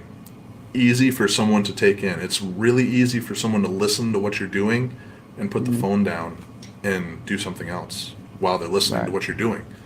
And Absolutely. that has helped a lot. Completely agree with that. Sean the Hustler wants to know, what is the polar bear's different income streams? So we got Domino's is actually still one occasionally. Come they on, we're they gonna talk about Domino's. they will occasionally they occasionally need a lot of help, and I get bored, and I'll go help them. So we got Domino's, we got YouTube, which is actually officially the largest stream right now, which I never saw that happening. That's really cool. Right. We have the vending company, which is officially a stream and not an investment anymore. It's actually an income stream now, so it's three. I'm going to bunch all of my affiliate marketing together Right. because I have several several sources of affiliates. But with all of them together, I think maybe it's $400 a month. It's not a huge portion of my income. I used to have the area I'm in right now. I used to rent out, and that used to be one, but it's not anymore. And Right. I have another one that I'm working on that I'm not going to talk about just yet because I want to make sure I'm not actually drawing from it yet, but I'm Right. going to be drawing from it soon. It's going to be like a weekly thing, and I might talk about it a little bit after I verify that it's a real source of income. Yeah, like a viable source. Yep. What was I gonna say? Something about, what's your Patreon? What's your levels, if you don't mind me asking? I've got Do you have two. just one level? Is it just $1? I've got two tiers. I've got a $1 thing for people who want how-to stuff and stuff like that, and I've got a Right. $25 tier for individual phone calls once a month. How long are the phone calls for? 30 If you minutes. on the It's $1 a super minute. cool, man. Yeah. How cool is that? Awesome. And then what's your major source of affiliate marketing that you're getting most Uh, income from? so a lot of my guys were pushing me towards Amazon and Sam's Club, like the online purchasing product. Right. So it kind of like occurred to me as I made this switch. I was like, I should probably put all of the products that I put in my vending machines in my description, and I did, and that pushed Amazon straight to the front runner. My Amazon is Awesome. by far the highest one. So you make some good money through Amazon affiliates? Yep, a lot of my subscribers know that I make money that way, and if they have vending companies of their own, often they'll click on my links before ordering product from Amazon that they were going to do anyway. That's beautiful. I do the same thing, man. I have this same spiel that I do every single time that I do my pressure washing videos. Like, all the equipment is linked below. If you click through and purchase anything within the 24-hour period, I'll get a small commission, and I'll greatly appreciate you for it. Just Yep. because it's just built in. People know it now. Like, even in my And it live doesn't stream, cost sometimes them they'll anything comment it. extra. If they're going to be Right. doing it and they press your link, they're going to be doing it anyway. And It's almost like a favor. we just get a comment that I don't push that stuff hard. I really, really don't push it hard, and Right. it's because I get enough. I live okay right now. Like I live pretty decently, and I don't feel that I need to push that stuff. Absolutely. Victor Tolentino says, do you make money from live streaming without someone donating? Unfortunately, I don't make any income right now because it's a new channel. However, once it gets monetized, you can do it through super chats or the If ads that play. it's without donating, it's just ad revenue, and it's not a lot. It's pretty Right. minimal actually. Absolutely. Can you talk on how you're structuring your ads within the video? Are you putting a lot towards the front? Are you putting a lot in the middle? Do you just put like a certain It amount? depends on the video. If I have a video that is for easy consumption, which is the narration videos, I have those equally distributed, and there's about five of them in there. So I've got one in the middle, one in the middle of that, one in the middle of that, one in the middle. You know what I'm saying? Right, right, right. It's broken If up into it's 5 sections, right? Yeah, if it's a collection video, the collection videos have peak points, and I have my ads right dead center in the peak points, where I know the peak points are going to be, where I'm counting Mhm. money, where I'm pulling money out of the machines, and where I'm talking about how much I made overall. Those are my Okay. three peak points, and I place them right there. Beautiful. That's smart, man. Okay, awesome. Well, dude, we're an hour and 10 in. Are you still good? Holy cow, we have been going for a while. Yeah, man, I'm solid. I'm Yeah, solid, bro. I'm having that's a fun. good time. That's a good. Hey, me too, man. I'm gonna address the chat right quick. We got Tim says narration is hard. Any tips on? You do a great job in narrating your videos, especially with a 40-minute video. I can't even imagine Patience, narrating for that man. long. Patience. There's a lot of times I have to scrap an entire narration because not a lot of times, but there was one time that I ran the wrong USB to my mic, and it was running through 26 feet of USB. So I sounded like this, and it was just, dude. I was not about to redo it, and I put it up, and I everyone heard that noticed, one. I heard that one. and Yeah, you were so deep on that one. I was wondering what I was was going so on. mad, dude. I was so mad. That was a 23-minute video, 26-minute video, Right. and it took like that was a redo. That was a redo of already bad audio. So if something happens behind me that I'm not Mm. aware of while I'm recording, I have to redo all of it. And it's I do. I do the patience, man. same. Right, right, right. I do the same type of deal for my job recaps, and it's like I'll be like, I can't even imagine 20 minutes. I'll get like 8 minutes in, and I'll mess something up, or I'll mess my words up, and I'll forget my train of thought, and I'm like, oh my gosh, dude, I got to start over. I can't imagine doing a full 20. You know? So you have to get really quick with if you're using Adobe, you have to be really, really fast with your fingers Mm-hmm. because if you make an error, you can fix it, but you have to listen. You have like I have to listen to what's happening, Mm-hmm. and then I have to mute everything except for my mic, and I have to click the record button at the perfect time. Otherwise, you will totally be able to tell that that there's an edit Oh, so there. that's what you're doing. Oh, okay, I see. I Yeah, see. That'll make it and easier. Yeah. if you listen to my stuff, you'll notice that the quality of the actual I try to pride myself on the quality of the actual dub. Like I Right. spend a lot of time in putting good quality dubs with nice relaxing, kind of like a reggae-ish style music in there. That's awesome, man. Ok Yeah. so let's go ahead and switch to, like, the final section, I guess. Can you talk about where you were in your early life? I mean, we talked about this, and you have a pretty crazy story. So, like, your early living situation, what was that like? So I got to kind of segue into it by giving a little bit of backstory. Um, Absolutely. I grew up in a house where the parents were separated, and I always wanted to be with my mom. I was with my dad. So I was a horrible, horrible child. I was just really bad in school, and some stuff happened that resulted in my mother having to come up and take me. And I went down to Florida, so New England to Florida, and then I realized that there was problems there, and still a really bad kid. And then I moved in with my sister, and Mhm. that's where things like really started to go downhill. Right. 15 years old, living with my sister, going to high school, or trying to go to high school, How old and was your sister at the time? 25. She was 25, 10 years older. Okay. And so things with her marriage fall apart, and she gets into drugs, and I realize I can't be in that situation. So this is in the summertime where I'm not going to school, so I grab a job. I lied to a couple that had a rental property, and I moved out and told them I was 21. I looked really old at 15. I was already balding. It was great. And Oh, man. I moved in, and I lived So I at fif lived at there. at Yeah, 15, you got your own place is what you're saying? I had just turned 16 when this occurred. So Right, 16, regardless. got my own place, Huge problem occurred when school came back around.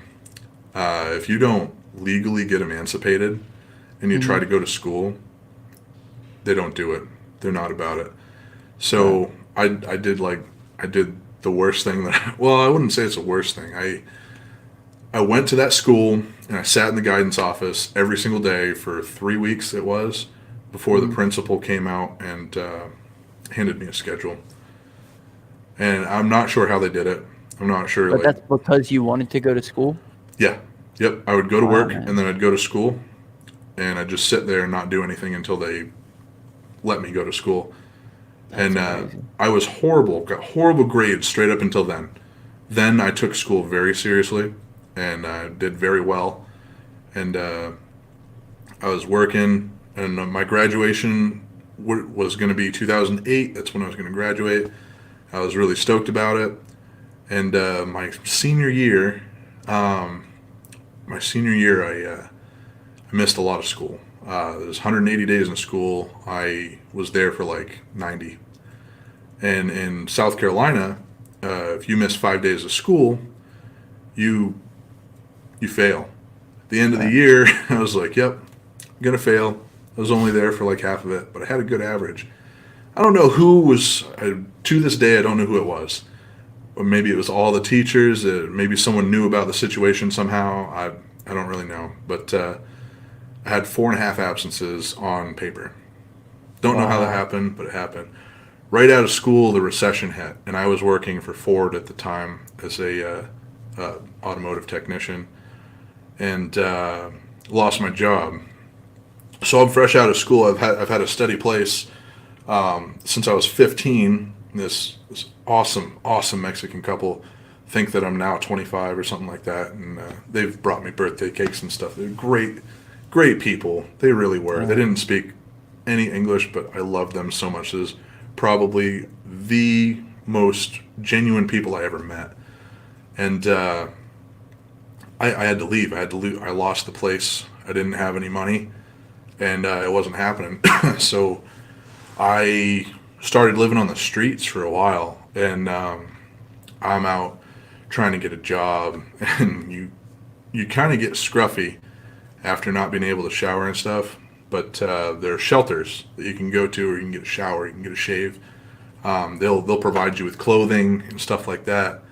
So I wound up staying at this shelter for quite a while. I got back on my feet, and I got the nerve up to call my dad, and I was like, "Hey, Dad, in New England, I need a place, and I need a job or something, blah, blah, blah."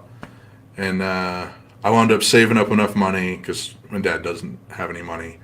So I saved up enough money to get a bus up there where I had some sort of network, some sort of support network. Because there was none. There was no support network in South Carolina. It just did not exist. Right. So I built a support network and moved up there.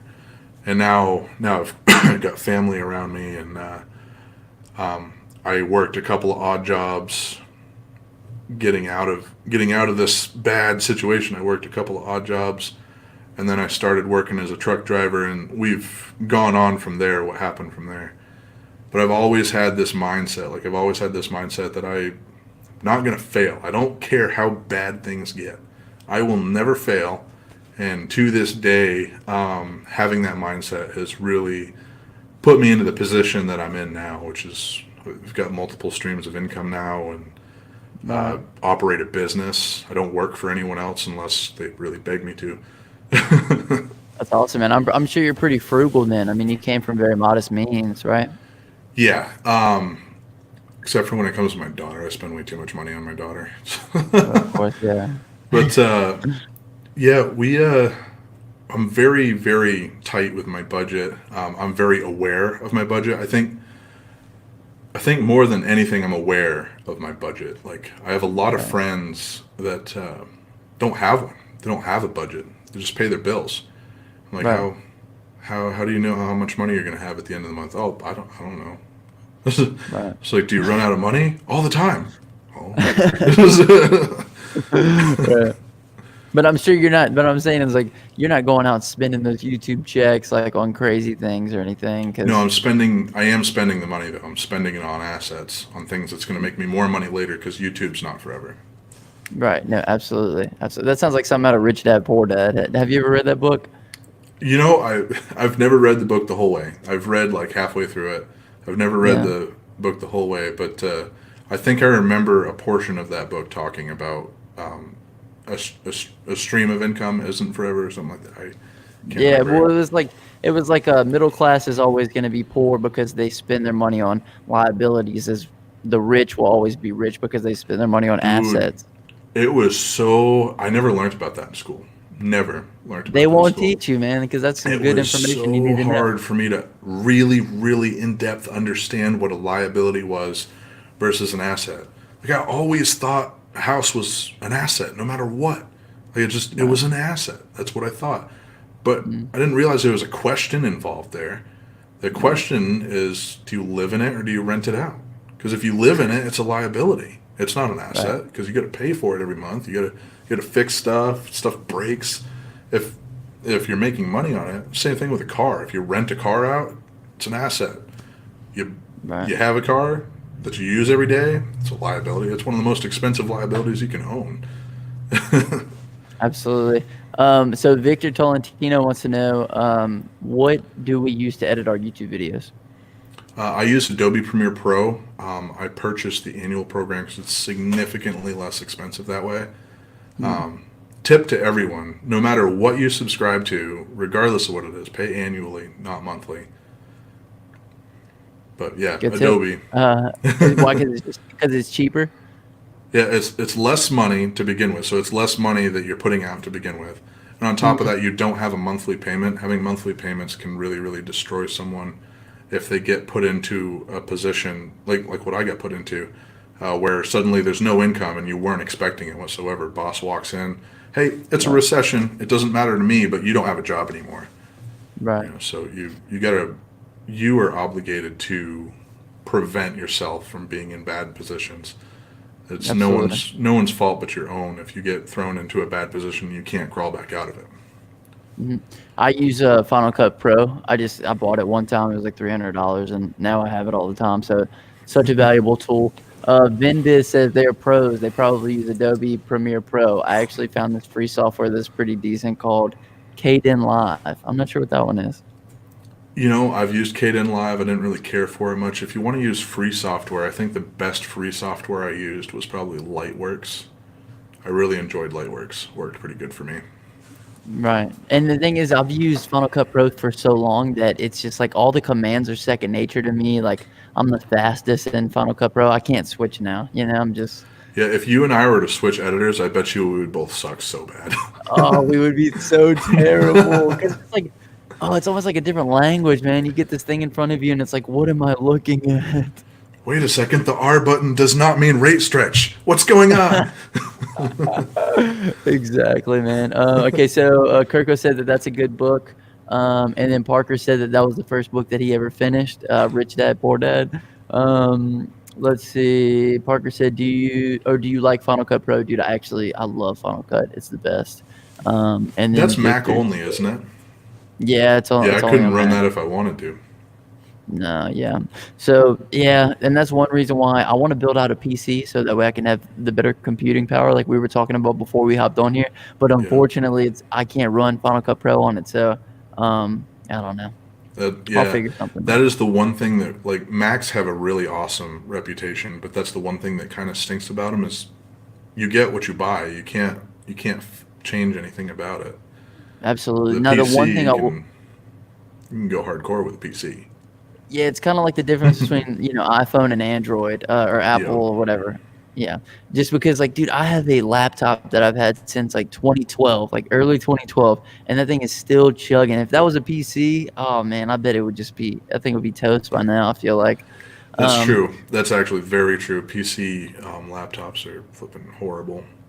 yeah, well, yeah, and with regards to longevity, of course, I think. Um, so let's see, what else do we have? Oh, okay. So we talked about this a little bit over the phone, so I wanted to address it now. How can people get a job if they are homeless? So So there's a Oh, huge, my streaming is huge. interrupted. Jamie, can you hear me? Yeah, I I can think hear you Jamie's fine, broke man. up. Can you hear me? Okay, cool. Anyway, okay, yeah, let me ask you one more time.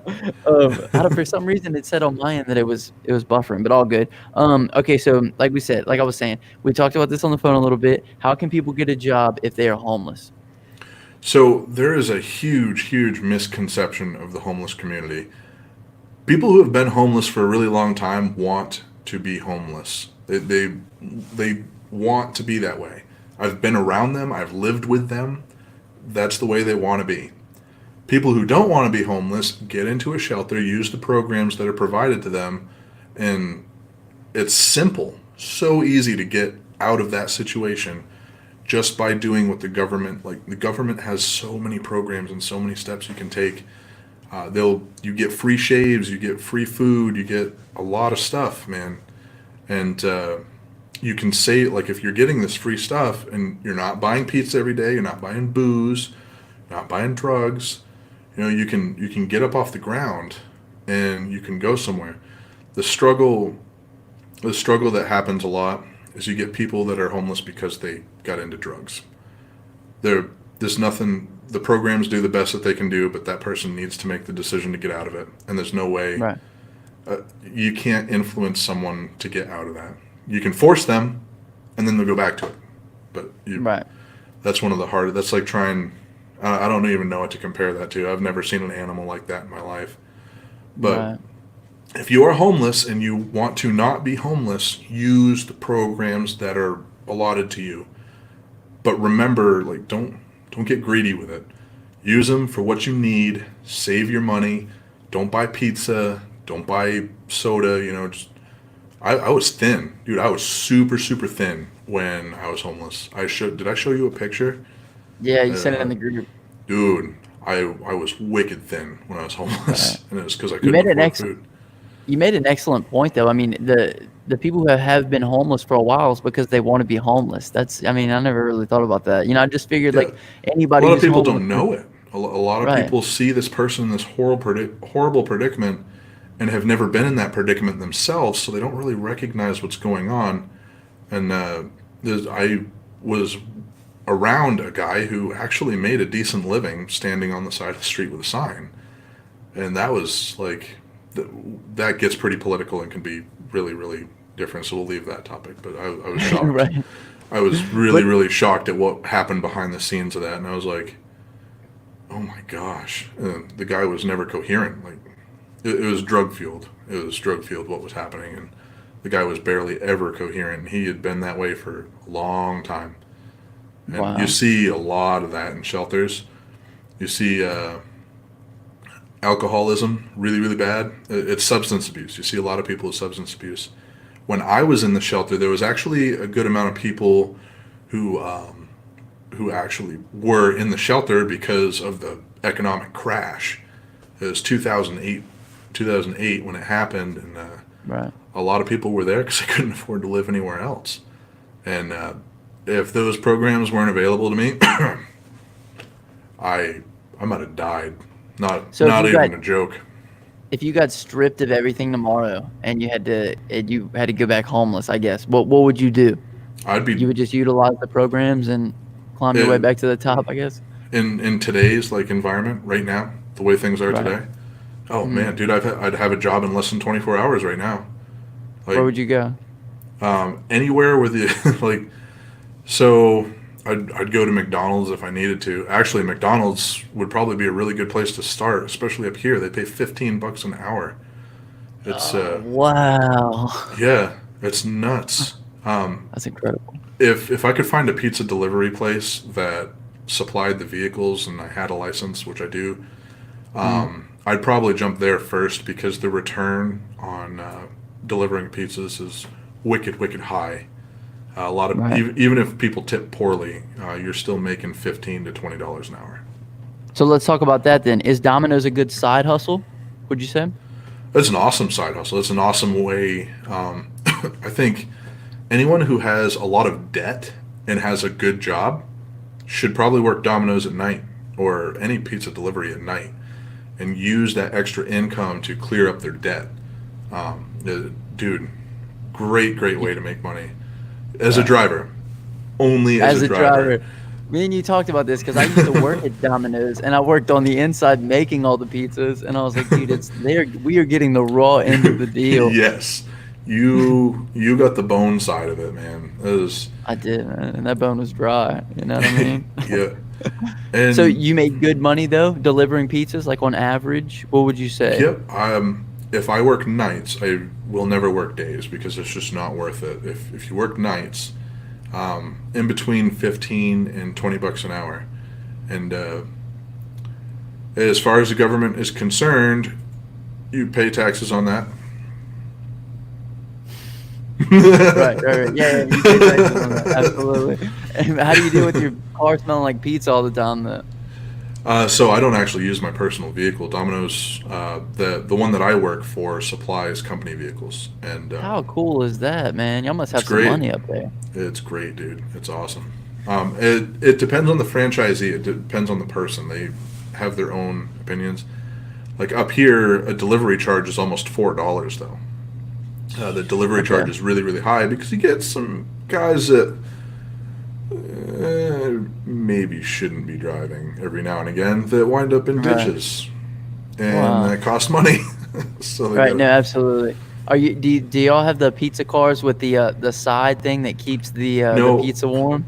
they bought a whole bunch of Chevy Sparks. They got a really good deal from a local Chevy dealership, and they bought a whole bunch of them at once. And I'm Right, pretty sure they got them at build cost, which is nuts. right. Right, right, right. Okay, awesome. And then let's see. Thomas said, "What if you didn't have a vehicle?" And you kind of preface. You said, only you'd only be able to do it if they had Yeah, vehicles there for you to drive. the only way that works is if they have a vehicle for you to drive, because clearly you're not gonna. If you are in a position where you need to live in a shelter, you should have already gotten rid of any liabilities that you have. If you haven't, you need to, because liabilities cost money every month, and there are programs to make liabilities not so liability. Like, I think there are still cell phone programs that Wow. you can get for being in that situation. Granted, they drop you quickly when you start making money, but they should. Like, you only need it for a while. Right. And Parker asked, "Have you ever been robbed or close?" Yes. Yep. When I lived in South Carolina, there was there was a period of Delivering time. pizzas, you were robbed? No, not with Okay. delivering pizza. When I lived in Okay. South Carolina, I worked at a place called Johnny Rockets for a little while, and I would walk home every day because I didn't have a license yet when I first like moved out on my own. I'd walk home every day with cash in my pocket and in uniform, so people would know that I just got done off work. And I had a big group of people that jumped me one day, and I cockily will say that I knocked out three of them, and Wow. the fourth one got me, and I lost all the money that day. I was pretty proud to say that four people jumped me and only one got away, Wow. because I came to before the other three did. It was pretty The great. polar bear, huh? The polar bear attack. Yeah, you can only, like, even if you're a big dude, you can only fight so many people at one time, and I Right. just happened to hit people in the right place fast enough to get three of them out. But the last guy, he got me square like in the temple, and Yeah. it was lights out immediately. Woke up, Right. phone was gone, money was gone. So after that, did you stop walking home from work? After that, I started carrying a less than legal knife Okay. with me, and Just in no, case. Yeah, yeah, yeah. I got messed with once after that, and I pulled the knife and they ran away, and that's the worst it ever got. Now, Wow. now in the business that I'm in, I live in a state where it's legal to open carry or conceal carry, and I conceal carry when I'm out doing deliveries. Right. Let's see. CJD wants to know how much money did you lose whenever you got robbed? I think it was like $40 that day. I think my ego hurt way more than the money loss did. I know you figured they could probably have found like a better opportunity somewhere else, but Yeah, I mean, this is a waiter coming home, like a 3 mile walk home from Johnny Rockets. You really think he's gonna have that much money? A right. friggin' 16-year-old kid. Like, come on. Bunch of idiots. Uh, Tell me about we talked about this over the phone. Tell me about your work experience at Hardee's. And you said it oh was the my worst job you word. ever had. by far the worst job I ever. Fast food is the worst industry to ever get into. I totally understand why McDonald's pays their employees 15 bucks an hour, because you have to Right. deal with some of the worst people. So people have this conception of fast food. They're like, it's an easy job. It's the easiest thing in the world to do. So they get real nasty when you mess it up. But when you've got a really easy thing to do, but you've got to do 100,000 of them in an hour, it's not that easy anymore, you know. Right. Right. And you have to process a whole bunch of different stuff really fast, and they expect you to do it really really well. Of And course. people are just bad, man. If you have got one rusty gear in that assembly line, everything slows down and Mhm. everyone gets blamed. And it's just, dude, So what was like the worst part of that experience, the working at bad Hardee's? management. Bad Bad management management. all day long.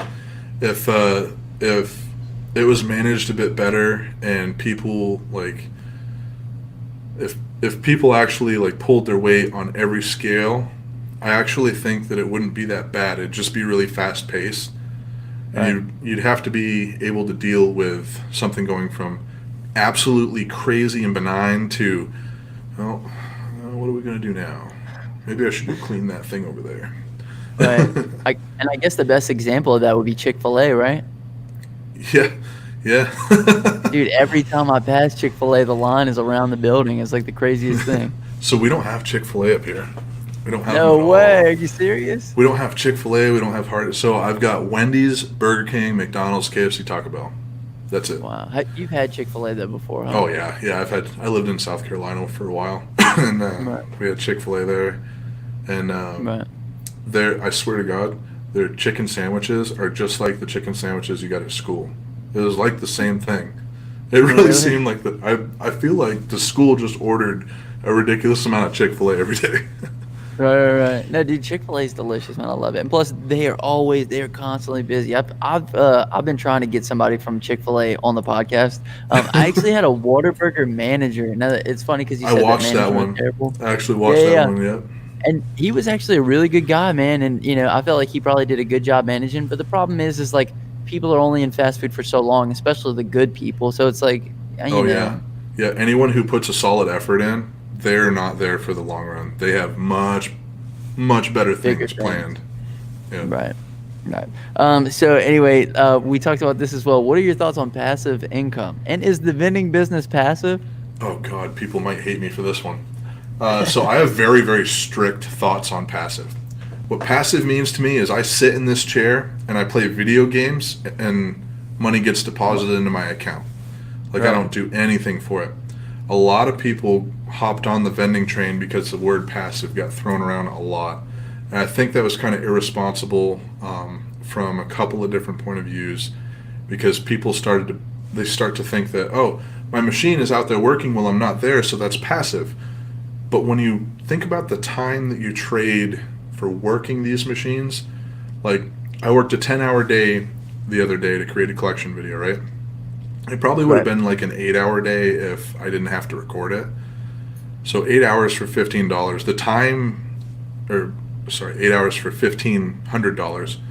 The time versus dollar ratio is great. It's a really awesome time versus dollar ratio, but that is not passive. I still had to trade my. If I sat in this Time for money. chair, yeah, if I sat in this chair, I wouldn't have made that money. I still had to get up. I had to go do something. It's not passive. If I invest in some stocks and I let them sit and compound, I'm sitting in this chair and I can click a couple buttons on the screen and have money. That's Mhm. passive. And I think a lot of people try to focus on that term because Warren Buffett threw the term passive income around, and then a whole bunch of gurus popped out of nowhere, and suddenly they're all What? passive geniuses. Because it's just so easy to sell. Make money while you're Yeah. doing nothing. Like Yep, like it is I can't think of really. anything. It's like take a pill and be skinny. It's like that's the Yep. best thing to sell. Yeah, and I I think gumballs are probably the closest thing to passive you're going to get. And it's not passive because you still have to go Right. service the machine to get the money. And you have Right. to provide customer service, which takes time out of your day. Like I had to drive all the way down to my salsa bottling plant this morning because someone decided they wanted to put a dollar bill with Penny tape in the on there machine? and Oh, okay.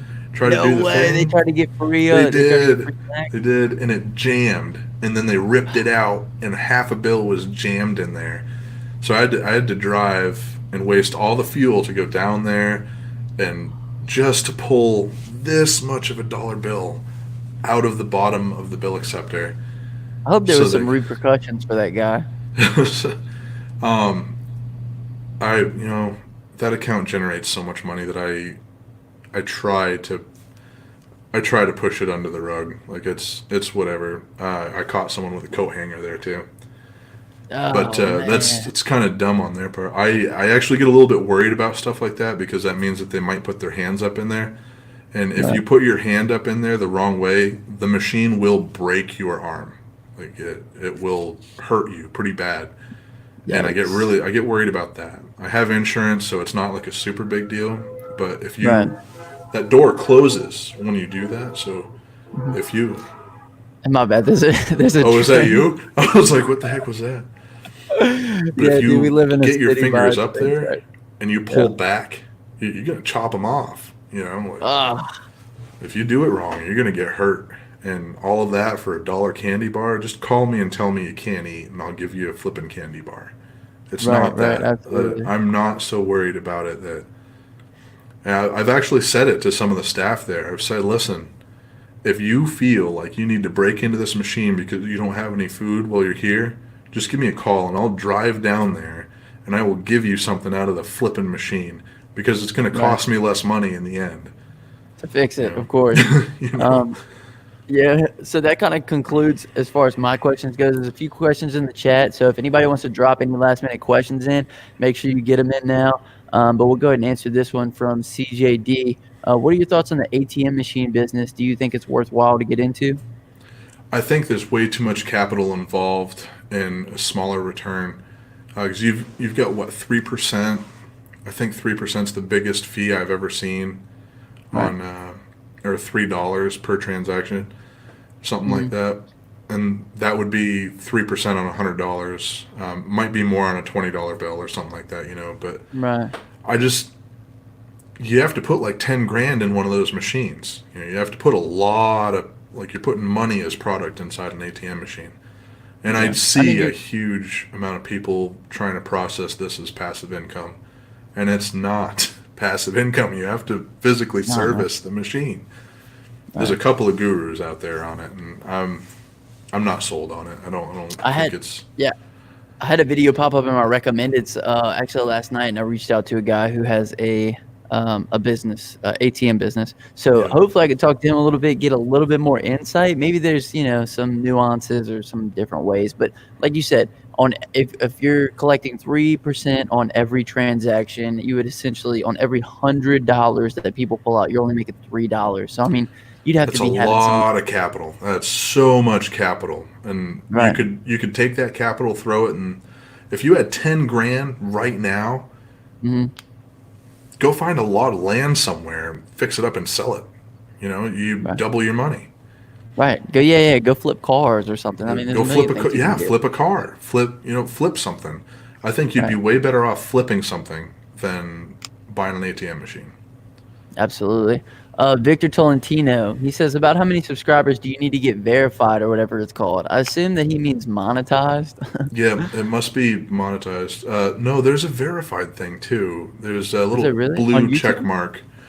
Um, I don't know. I think it's a I hundred think it's thousand. on I think it's on Instagram or Twitter though. I don't think I've ever seen anyone with the check mark on YouTube. Look at Jaime Ibanez. He's got a little blue check mark next to his name. Here, I'll pull it up. Okay. Yeah. Let me see if I Yeah. can. Well, I'm not sure then. That's pretty crazy. But to get monetized, you need like 1,000 subscribers, 4,000 hours of watch time. And Consecutive in a year. It has to be. right, right, right. Oh yeah, consecutive in a year. And if you Yeah. don't get that again, then you lose it, I assume. And I think Parker's really close to getting monetized. Yeah, he is. Yeah, so it's not a blue check mark. It is a gray check mark, but there is a check mark next to his name because he's How crazy is verified. that? I wonder how many Yeah. subscribers you need. I mean, you can't need more than what, like 20K to get verified, or I don't maybe think I 100K. have one. I don't have one yet. and I'm at 40. I just crossed the 40 line the other day. Right. So I think Right. it's Right. 100 when you get your first plaque. I think that's what it is. You get your Right. first plaque at 100K. Oh yeah, I can't wait, dude. I'm so pumped for that little thing on the wall. And plus, you have to pay for it when you get it though too. Did you Do know you? that? No, You I have to pay didn't. for it. What the Yeah, yeah. heck? There's this guy, Jack sucks at life. He tried to scam the system and get his million subscriber play button before he hit 1 million subscribers, and he ended up paying $500 for a play button that didn't even have his name on it. It had like the wrong name. Oh man. So, but then he hit 1 million subscribers because that video went like super viral, and then Yeah. he got his play button, but he had to pay $1,000 for a play button. It's Oh, worth it that's though, man. I want one. I right? definitely want one. I mean, dude, that's everybody's goal. I feel like, You gotta. but yeah, CJD wants to know what are your thoughts on drop shipping and Amazon FBA? I have a lot of friends that are making stupid money on it right now. FBA in particular, Right, and drop shipping can be a little bit more difficult because you have to create traffic to a website, which is possible. I just don't know how to do it. But I 100% want to look into FBA because I have spoke to people personally that are doing $1,000 days. It's insane. I mean, that's a gross number, but right. still, if you're doing 30% on $1,000, which is the lowest you should really operate a business at, that's $300 a day. That's a lot of money. Yeah, it's impressive. Yeah. Absolutely. So yeah, I mean, I think those are viable sources of income. Especially if you can figure them out. Dakota Hall wants to know, how did your family take you doing YouTube compared to now, Oh man, my dad or when you is. first started compared to now? So when I first started, my that's not a conversation you have with a family. Yeah. when I Okay. So when you first started, did you share your YouTube channel with the family, or did you kind of keep it under wraps? I this channel. So I started YouTube in a whole different way. I started YouTube as me and me and the wife were living in a camper, and we were just trying to get somewhere. And Right. I was like, camper life, let's do this. It seems to be a niche, and Right. I told everybody about that, and there was a huge negative reaction to it. And I was like, all right, we're not going to tell people about the vending channel. We'll just see what happens. And I had never really talked to my dad or anybody much about it until Right. recently. So wait, nobody liked the camping channel. No, dude, no. Everyone The hated it. quality was so bad. Like, I don't have it here. I was Plus, running your first on, videos are really cringy too. It's dude, just I was so you got bad to at work through the editing. cringe. I had no idea what I was doing. And Right. a lot of people in my family are really old school and don't really understand the concept of making money online at all. Like, Right. they're work hard for your dollar sort of people. Right. And Which is I fine, but you might as yeah, well record yeah. it while you're doing it and make another dollar. I recently left my job at the school pushing a broom, and the question finally came up. I was like, "Why did you leave your job? That was a good job. You had benefits." And Right. then I started explaining that I was making money online, and it was more than enough money to pay for my own insurance and stuff like that. And I was explaining the numbers, and then my dad was just like, "So how are you doing it?" And I was like, "YouTube." And he was like, "What?" And he kind of like, I'm not really sure how to explain his reaction from there because he's just like, I think he's dumb. Like, not. How do you explain that? He's I know having what you trouble mean. processing it. It's not Right. Right. It processing. doesn't make sense. It doesn't compute almost. Yeah. So, my personal opinion: don't tell anybody. Don't tell your family. Tell your friends. Don't tell your family. When you Right. And live on YouTube and you are getting big paychecks, if they ask about it, tell them. That's how I'm making right. money. Right. But don't bring it up. Yeah, I agree. I think especially when you first start out, don't tell anybody that you make YouTube videos, but just for the reason because like I never told anybody about my Forever Self-Employed channel because I didn't want to be judged. I didn't want to have to think like when I put this video out, like my friends and family are gonna see it. Like, what are they gonna think about me? You know, I Yeah, didn't mind the judgment online so much because those people don't know me. And the funny thing is, dude, I still haven't told anybody about the Forever Self-Employed channel. Like my dad knows and my close family knows about it. But like as far as my friends and stuff goes, dude, I just keep it on the hush hush. I don't even need the recognition or anything. yeah. In my local area, I don't talk about it much. I really don't. When I, it's weird now because now I walk into a Price Chopper to buy a loaf of bread and people will walk up to me and recognize me. But when I just felt like a normal person before, now it's a little bit different. I, How I cool is wear that I though? wear a hoodie now. Dude, I'm Okay, not. good. I'm not one for I'm not one for attention, man. Like Me it's neither. cool when it's there. It's fine. Like, and I'm a friendly person. I try to be a friendly person. But Right. the first experience I had with this, like Little Bear was with me, and we were just going shopping for some stuff for her for school. And this dude Right. comes up at a pace, like he's coming up at a pace. He's like, I know you." I put her right behind me, and I'm just like, I'm like, daddy fight mode is Right. Right. coming Right. up, and obviously, like he explained what was going on and stuff, and he was just really Yeah. excited to see me, and but it like daddy protect mode trumped everything, and I was ready Daddy to lay destroyed this mode. dude out. Right. I was like, it was in my head. I was like, where am I gonna hit him to knock him out in one? Like that. That's what was happening in my head. And I was like, okay. Right. I didn't have a firearm on me or anything, But so did he it was, like? Was he a friendly guy though? the way he approached was really like not a way you approach someone. He was running. He was coming right up to me, and once he started talking, like then everything got real friendly, and we were able to talk and stuff. And Right. Little Bear thought it was awesome, but at first, I thought I was going to have to lay this guy out. Just don't. Lay down the law. If you are going to a YouTuber, you see them, approach them slowly. Do not run at them because the Right. same thing that happens if you run at the president or someone really important or something, something bad's going to happen if you run at somebody. Right. You Even if you know, run a stranger, something bad even might if you run at happen. a You know. stranger, you run at a stranger like that, what is going to happen to you? You are Right. probably going to get hurt, or Yeah, I don't know. Don't do that. Don't do it. It's bad. absolutely. Well, I'm gonna go ahead and give some shout outs. So big shout out to Parker Thompson. Big shout out to CJD, Dakota Hall. Big shout out to Jay Kirko. I mean, these guys have been with us pretty much the whole time. Victor Tolentino. Big shout out to Thomas. We appreciate you guys for joining us tonight. This is gonna pretty much wrap it up for me. Do you have anything else you want to say? Any shout outs or anything? Dude, guys, don't stop. That's all I got to say. Don't stop and get, if you've got a dream, go get it. Don't stop, man. Right. Yeah. No, I think you're a perfect representation that you can come from any place and you can make it happen. Just like how you're telling with the 100 box story, man. You bought 100 boxes and then Yeah. everything took off for you. You can come up with an excuse, you can come up with a reason to go, you know. There's Right. two ways to look at something. Absolutely. Well, Jamie, thank you so much for coming on, man. I really appreciate it. Absolutely. Thank you, man.